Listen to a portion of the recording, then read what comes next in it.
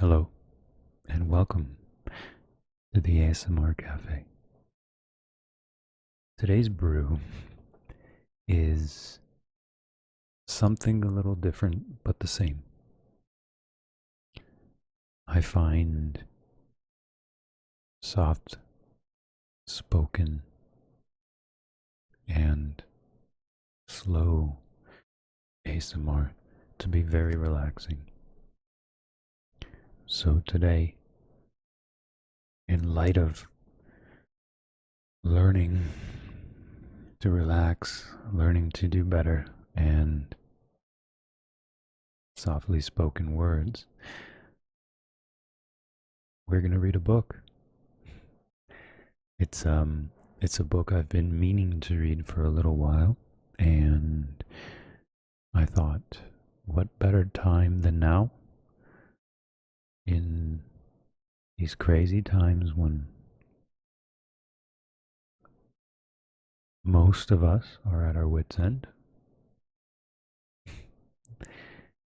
ASMR has helped me relax and find some peace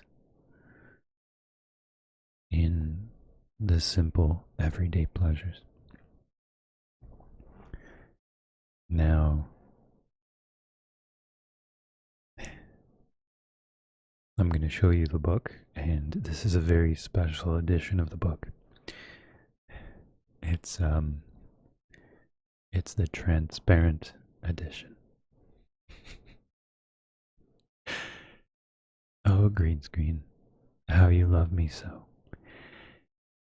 This book is called The Book You Wish Your Parents Had Read, and Your Children Will Be Glad That You Did, by Philip Perry. So this one, it's something I've hoped to get into because I feel like there's a chance it improves me in some way, teaches me something I don't know, or just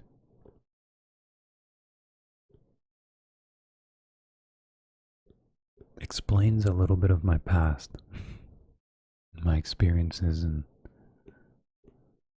how I've become the person I am today.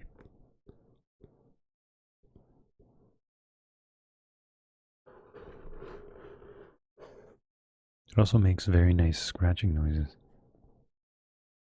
The spine of the book is a different material. See if you can notice the difference here.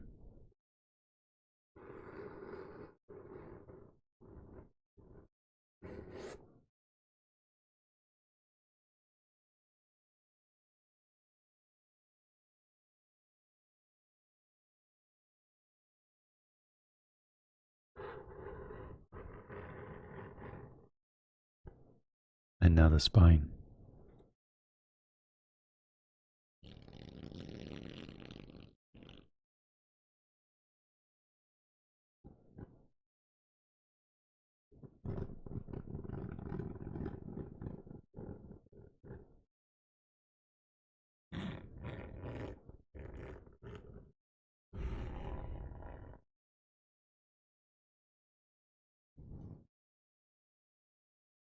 Hmm.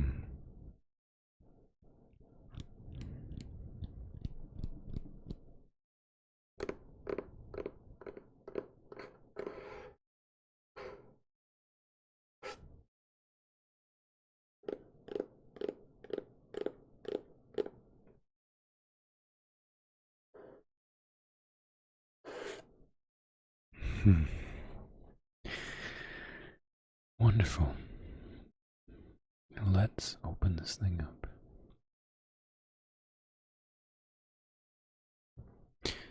and see what's inside.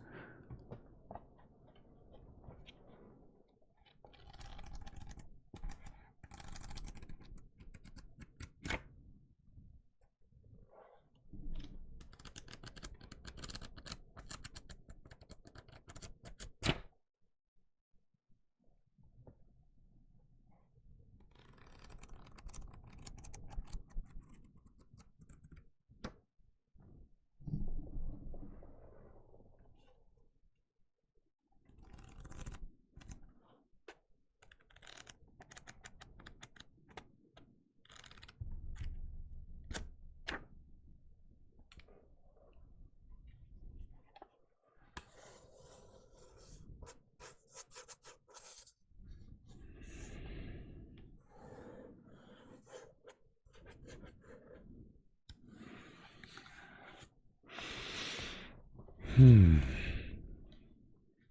Shall we begin?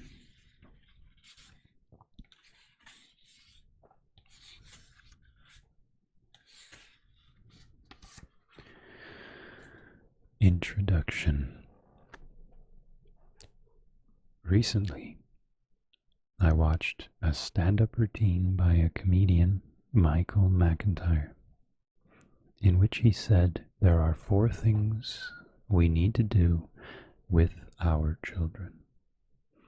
Get them dressed, feed them, wash them, and put them to bed. He said before he had his children, he had a fantasy that being a parent would be all running through meadows and eating picnics.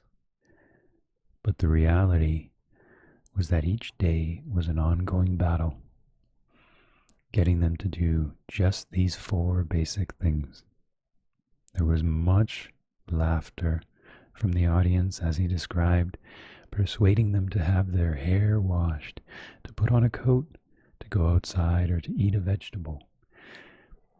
It was the laughter of parents, maybe parents like us, who've been there too. Being a parent can be hard work. It can be boring, dispiriting, frustrating, and taxing, while at the same time being the funniest, most joyful, most love-filled, brilliant thing you'll ever experience. When you're bogged down in the minute of nappies, childhood illnesses, tantrums, toddler and teenage, or when you're doing a full day's work and coming home to your real work, which includes scraping banana out of cracks in the high chair, or another letter from the head teacher summoning you to the school, it can be hard to put being a parent in perspective. This book is about giving you that big picture to help you pull back. When I use the word parent, I mean someone who is responsible for children belonging to them, whether biologically, legally, or as a close relative or friend. In other words, parent could be interchangeable with primary caregiver. Sometimes I use the word carer. This can mean parent, surrogate parent, step parent, paid or unpaid help, or anyone who has principal reason and responsibility for the child.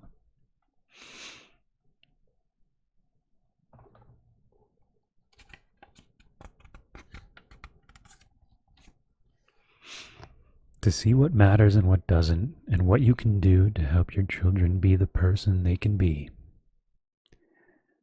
The core of parenting is the relationship you have with your child. If people were plants, the relationship would be the soil. That's a good line.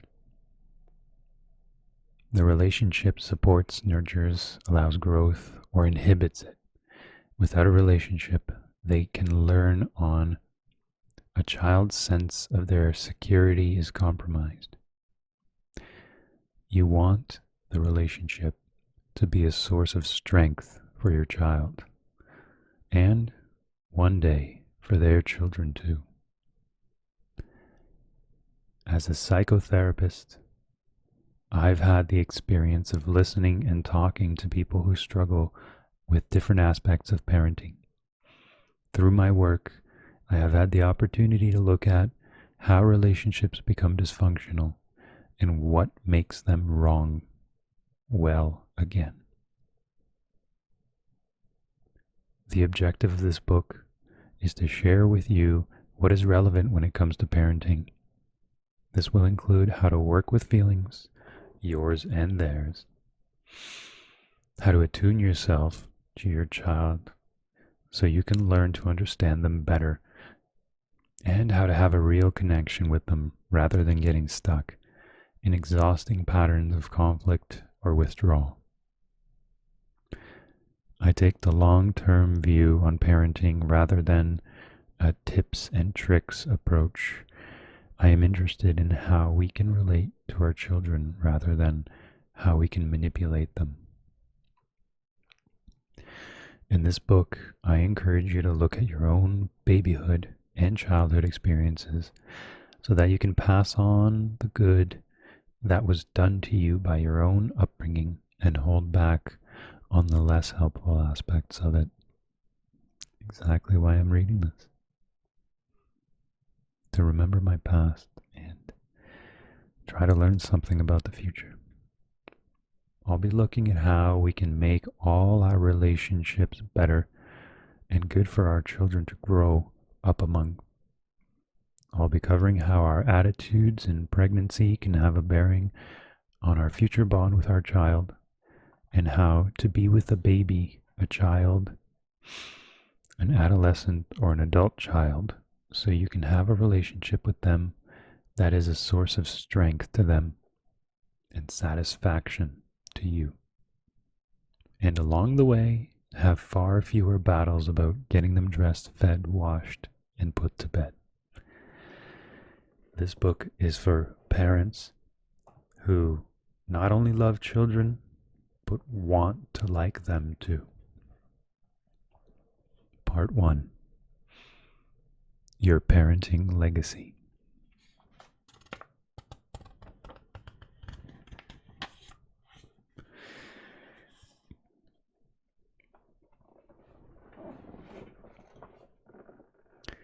The cliche is true. Isn't it always true? Children do not do what we say. Okay, I can agree with that. I remember when I didn't do what I was told. They do what we do. Before we even consider the behavior of our children, it's useful, essential even, to look at their first role models, and one of them is you. This section is all about you,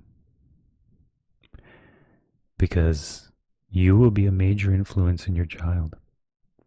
In it, I'll give examples of how the past can affect the present when it comes to your relationship with your child. I will talk about how a child can often trigger old feelings in us that we then mistakenly act on in our dealings with them. I'll also be looking at the importance of examining our own inner critic, so we do not pass too much of its damaging effect on to the next generation. The past comes back to bite us and our children. The child needs warmth and acceptance, physical touch, your physical presence, love plus boundaries, understanding, play with people of all ages, soothing experiences, and a lot of your attention and your time. Oh, so that's simple then. The book can end here. Except it can't. Because things get in the way. Your life can get in the way. Circumstances, childcare, money, school, work, lack of time, and busyness. And this is not an exhaustive list, as you know. But what can get in the way more than any of this, however, is what was given to us when we ourselves were babies and children. If we don't look at how we were brought up and the legacy of that, it can come back to bite us. You might have found yourself saying something along the lines of,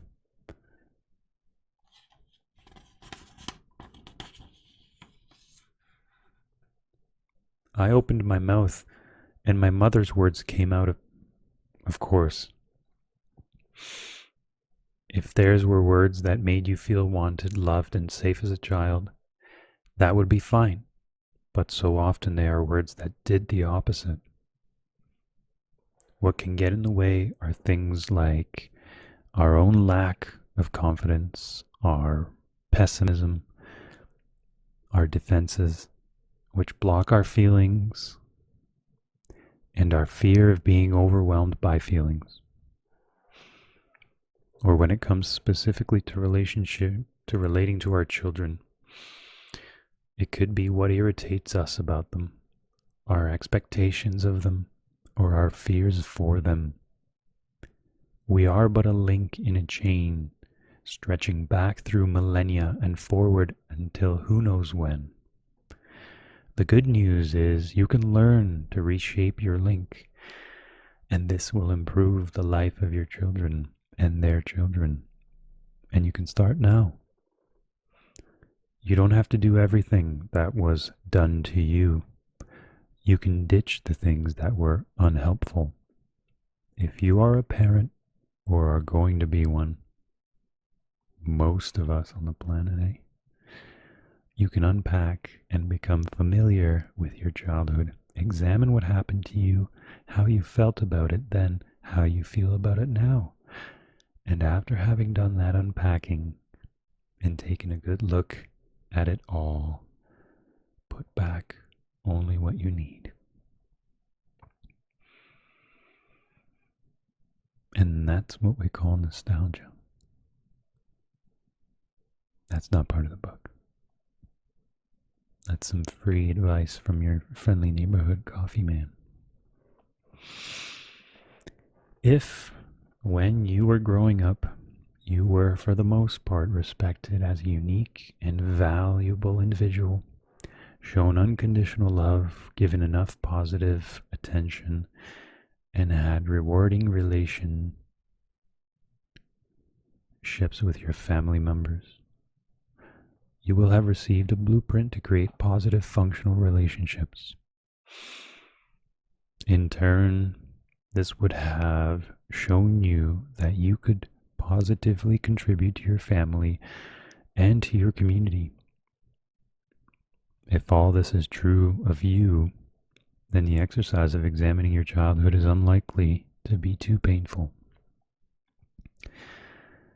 If you did not have a childhood like this, and that's the case for a large proportion of us, looking back on it may bring emotional discomfort.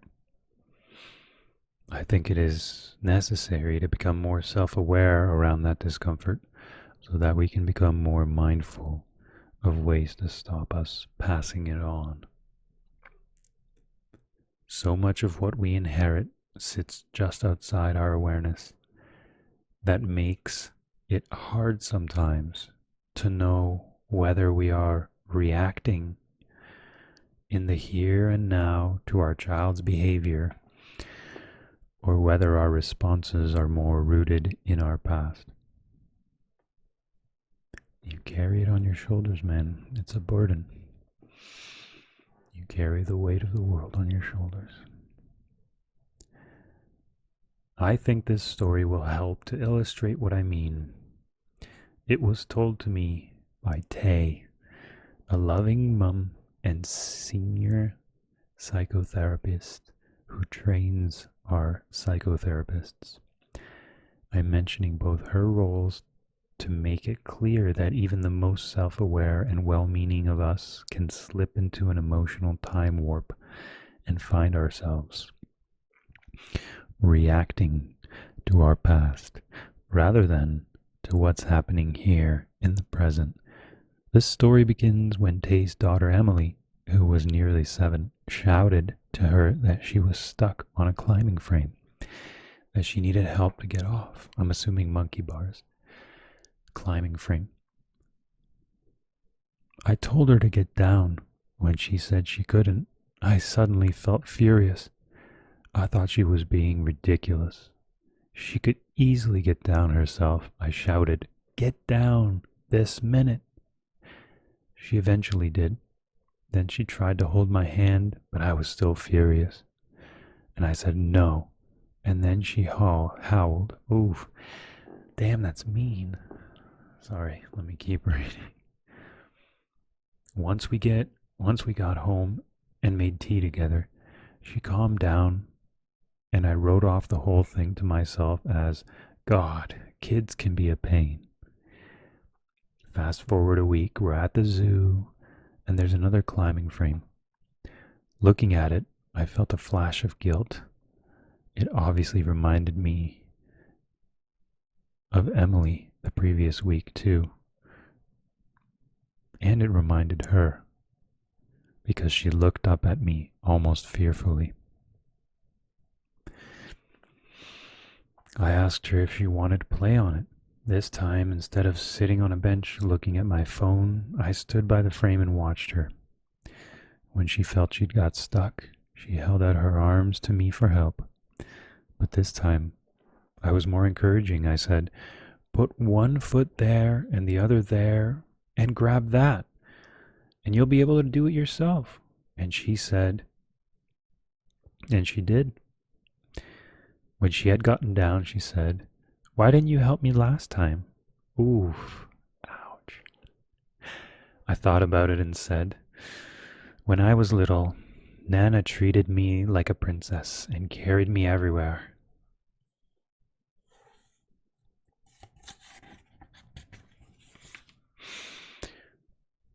Told me to be careful all the time. It made me feel incapable of doing anything for myself, and I ended up with no confidence. I don't want that to happen to you, which is why I didn't want to help when you asked to be lifted off the climbing frame last week. And it reminded me of being your age when I wasn't allowed to get down by myself. I was overcome with anger, and I took it out on you, and that wasn't fair. Emily looked up at me and said, oh, I just thought you didn't care. Oh no, I said, I care. But at that moment, I didn't know that I was angry at Nana and not at you. I'm sorry. Like Tay, it's easy to fall into making instant judgment or assumptions about our emotional reactions without considering that it may be as much to do with what's been being triggered in our own background as with what's happening now.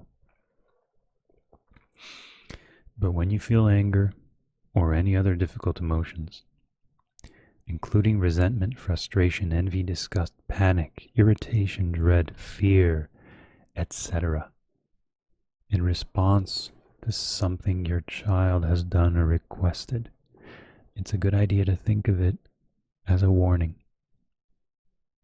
Not a warning that your child or children are necessarily doing anything wrong, but that your old buttons are being pressed. Often the pattern works like this. When you react with anger or another overly charged emotion around your child, it is because it's a way you have learned to defend yourself from feeling what you felt at their age.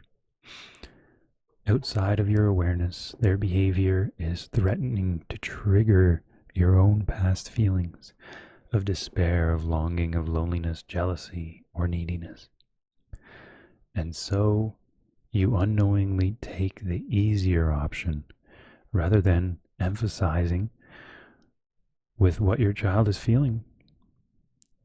Empathizing, by the way.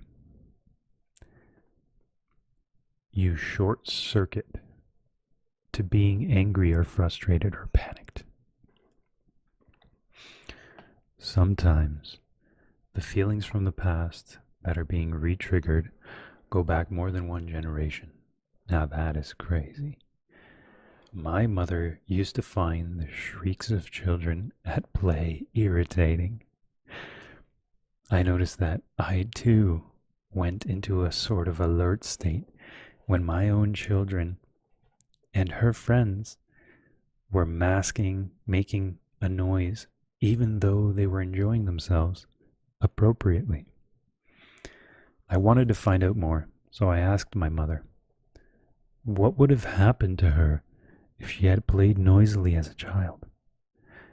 She told me her father, my grandfather, had been over 50 when she was born.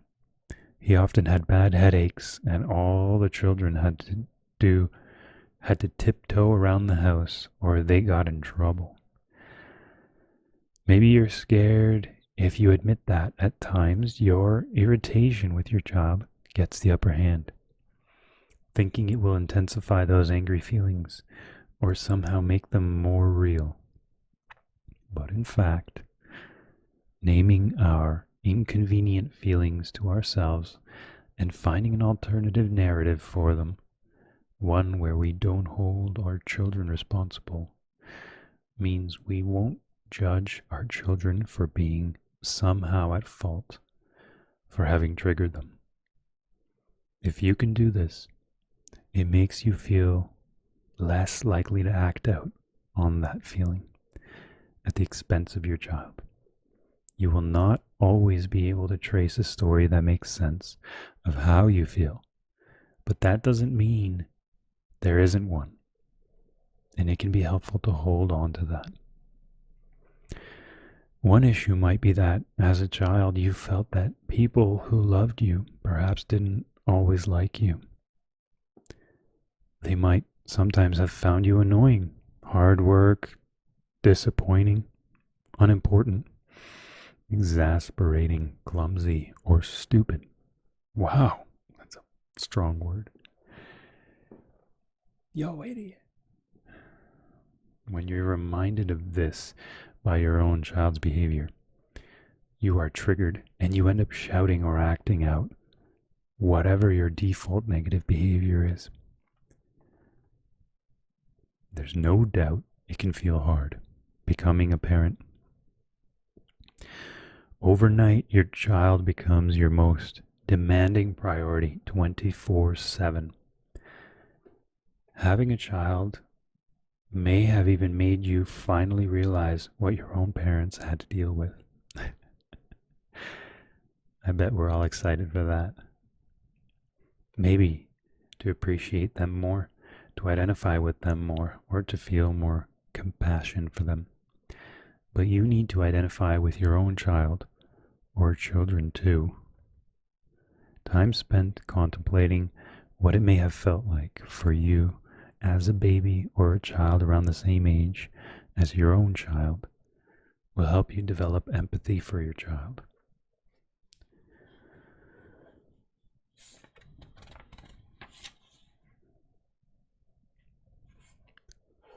That will help you understand and feel with them when they behave in a way that triggers you into wanting to push them away.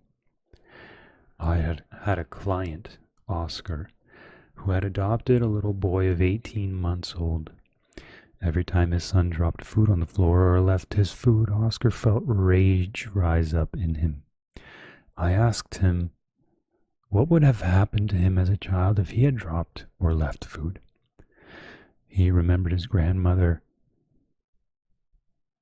rapping his knuckles with the handle of a knife, then making him leave the room. Holy shit. Oh my gosh. After he got back in touch with what it had felt like for him as a little boy when he was treated like that, he found compassion for his own self as a toddler, which in turn helped him find patience for his child.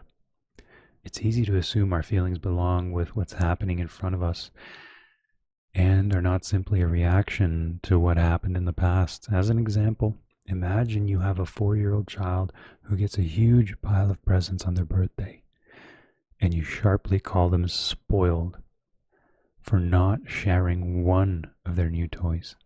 What is happening here? Logically, it's not their fault if they are the recipient of so much stuff. You may unconsciously be assuming they are undeserving of so many things. And your irritation at that leaks out in a sharp tone, or by you unreasonably expecting them to be more mature. If you stop to look back to become interested in your irritation towards them. What you might find is that your own inner 4-year-old is jealous or feels competitive. Maybe at that age of 4, you were told to share something you didn't want to share, or you simply weren't given many things, and in order not to feel sad for 4-year-old, you lash out at your child. I'm reminded of the hate mail and negative social media attention anyone in the public eye receives from anonymous sources. If you read between the lines, what it seems to be saying more than anything is, it's not fair that you're famous and I'm not. It's not so unusual to feel jealous of your child. If you do, you need to own it, not act out negatively towards your child because of it.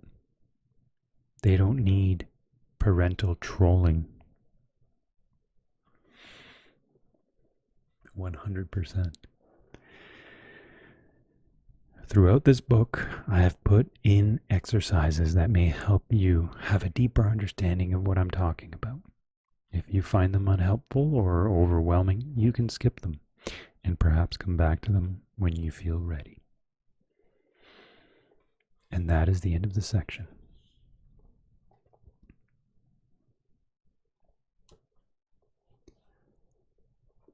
I hope you enjoyed tonight's short read. We are going to pick up where we left off in the next episode.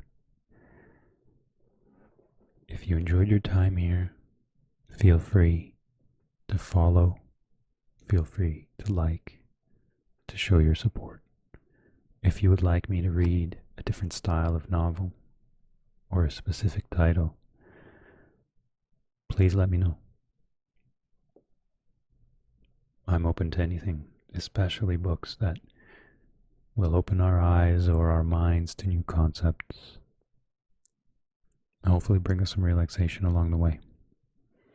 Now, if you're still awake, sweet dreams. And if you're not, sweet dreams. I will see you next time.